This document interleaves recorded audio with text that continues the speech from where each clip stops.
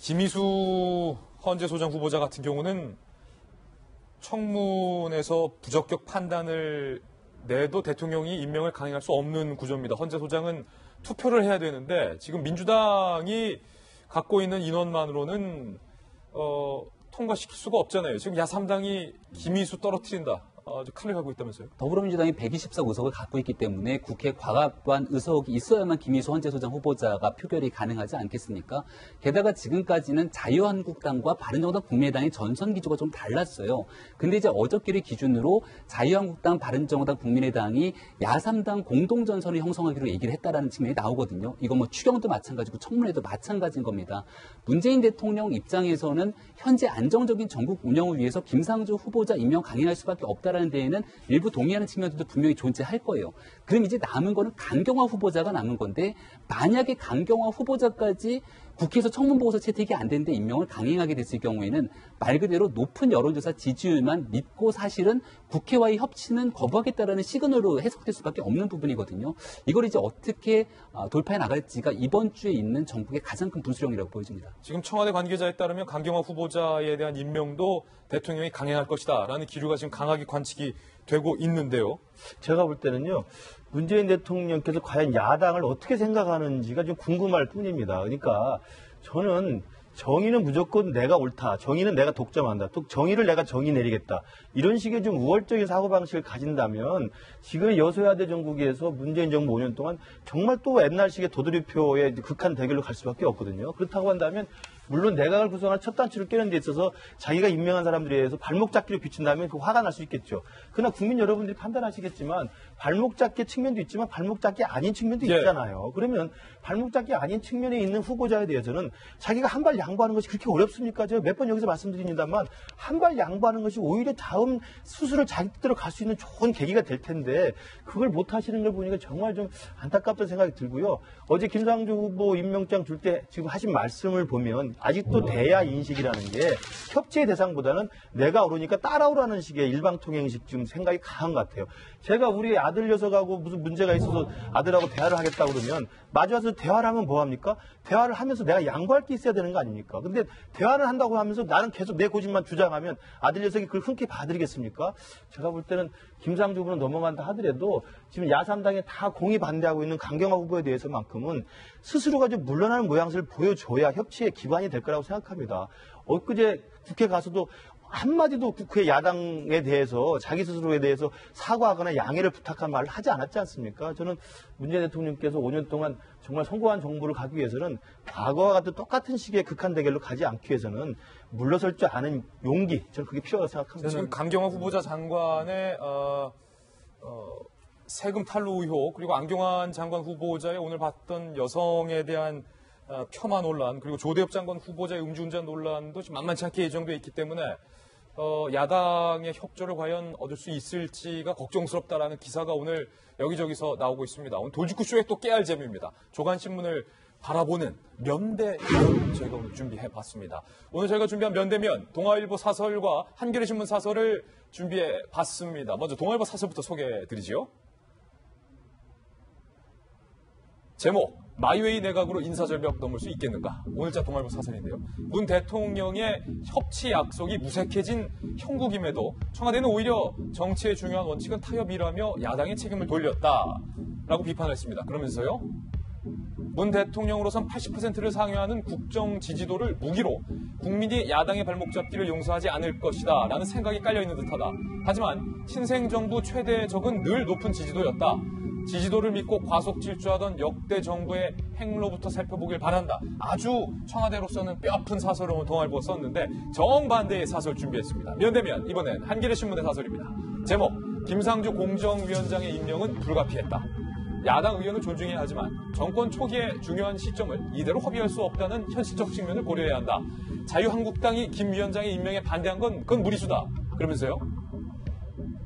자유한국당은 김 위원장 임명을 빌미로 반발의 강도를 높이는 악순환을 되풀이하지 않길 바란다. 야당에선 국회 일정의 전면 거부 주장까지 나오는 모양인데 그런 행동이 과연 국민 지지를 받을 수 있을지 냉정하게 판단해야 할 것이다. 지금 동아와 한겨레가 서로 다른 주장을 했는데 마무리는 잘 판단해라라는 결론이라서 판단은 또 판사님이 잘하는데 여상한 변호사께 보시면 어떻습니까? 제가 볼 때 있죠. 지금 문재인 정부가 그때 노무현 정부를 그대로 다시 한번 생각하게 하는 데자뷰 느낌이 많이 들거든요. 그런데 지금 문재인 정부 인사원칙은 그거 같아요.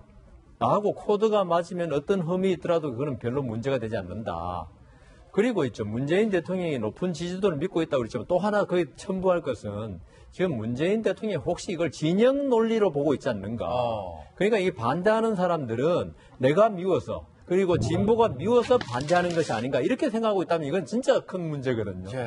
그게 지금 명확히 미국에서 드러나는 게 있죠. 지금 트럼프 지금 탄핵 문제 많이 나오는데 저는 진짜 보수 라디오를 많이 듣거든. 미국 보수 라디오를 들으면은 꼭 하는 말이 오바마 때까지 형성된 진보가 이 보수인 대통령을 갖다가 그만두지 못해야 지금 흔들어대고 있다는 그런 시각으로 지금 트럼프의 어떤 수사방해 문제 이런 걸 보더라고요. 그러니까 지금 문재인 대통령도 혹시 그런 생각이면은 이거는 진짜 아까 우리 동아일보에 난 사설 그대로 이게 취임 초에는 이게 한의문 기간 이러고 그다음 저번 박근혜 전 정권이 워낙 잘못한 게 많고 도덕적으로 문제가 많으니까 어떤 그게 지지도로 이어지고 그다음 지금 새 정부 출범 초기에 어떤 많은 기대 이게 지지도로 이어진 거거든요. 지금 이런 인사를 하는 거에 지지도가 아닙니다. 그러니까 그 인사를 갖다가 지금 안경환 후보가 지금 말씀하신 몇몇 후보를 그걸 잘했다고 지지한 게 아니고 좀 잘해보라고 지지를 보낸 건데 그걸 내가 어떻게 인사를 해도 괜찮을 것이다 생각하면 이건 정말 큰 오산이 될 것이다. 그래서 저는 또 깜짝 놀란 게 어떻게 같은 사안을 두고 동아일보 한겨레가 저렇게 생각이 다를 수 있는 거 참 신기합니다. 신기하죠. 예. 네, 그게 또 저희 돌직구쇼 면대면의 묘미인데요. 정성희 위원님, 지금 청와대의 주장과 야당의 주장이 상이해요. 마치 오늘 동아일보 사설과 한겨레 신문 사설의 주장이 상이하듯 판박인데 청와대의 생각은 야당 발목 잡기 하지 마라. 우리가 뭘만 하면 이렇게 문제라고 보느냐라는 것 같고 야당의 주장은 협치를 한다면서 협치는 말만 하느냐 이거예요. 제가 늘 얘기하지 않습니까? 어떤 사안을 볼 때 그것이 지금 문재인 정부가 아니라 박근혜 정부에서 과거 정부에서 똑같은 일이 있을 때 우리가 어떻게 판단이 될 것이냐가 보면 굉장히 정확한 기준이 나온다고. 근데 저는 아까 우리는 옳은데 왜 야당이 발목 잡게 하니 하는 거는 제가 과거에 박근혜 정부에서 많이 봤던 모습입니다.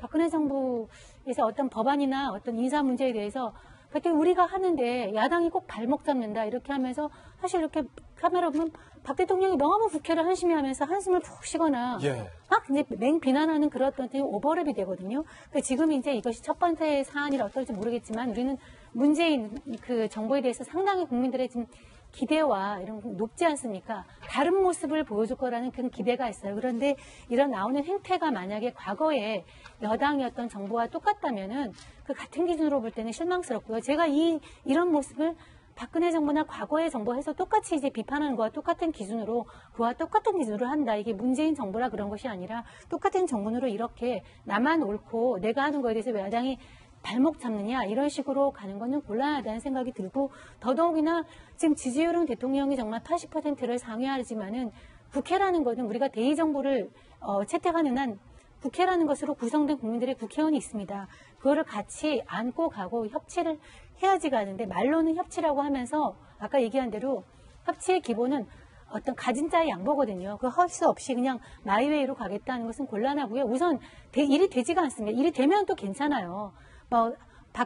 정권 초기에 하고 싶은 일도 많고 또 해야 할 과제도 많기 때문에 그 마음이 급한 그 절박성이라는 건 충분히 이해가 됩니다만은 그럴수록 바쁠수록 돌아가라고 하는데 이렇게 밀어붙이다가 하는 것은 추경 안 되죠. 추가 인사는 아니죠. 청문회 안 되죠. 당장 강경화 후보자 같은 경우는 밀어붙인 다음에는 당연히 김희수 헌재 소장은 포기하는 거죠. 그것이 분명한 현실인데 이런 식으로 물어쳐서는 아무것도 안 된다는 말씀을 드리고 싶어요.